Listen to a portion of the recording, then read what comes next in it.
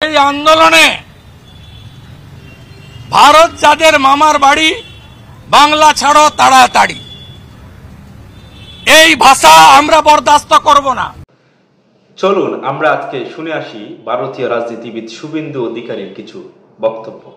ভারতীয় পতাকা পদদলিত হয়েছে, আমি বাংলাদেশের রোগীদের চিকিৎসা করব না। বাংলাদেশের পতাকাকেও পদদলিত করা হচ্ছে। শুভেন্দু অধিকারী সাহেব দেখেন,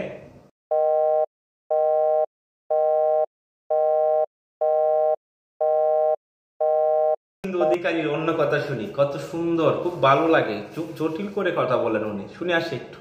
4 ঘন্টায় কলকাতা দখল করব। আছে কিছু তোদের, হাসি মারাতে 40টা রাফেল আছে, আরো বহু জায়গায় আছে, কাছাকাছির নামটা বললাম।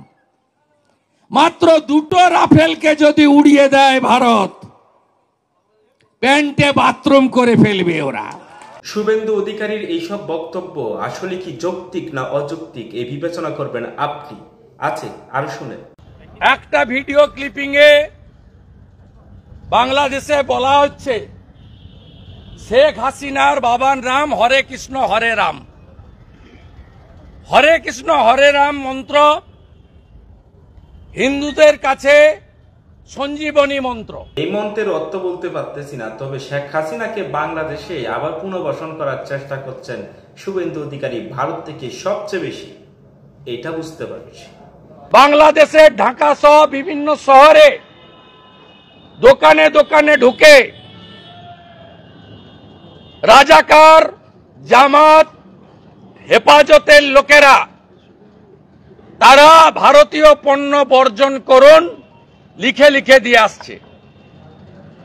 আরে বন্ধু, পেঁয়াজ না গেলে তো 300 টাকা হবে পেঁয়াজের কেজি। থামেন থামেন থামেন, বিষয়টা একটু দেখেন, একটু দেখে তারপর কথাটা বলেন না।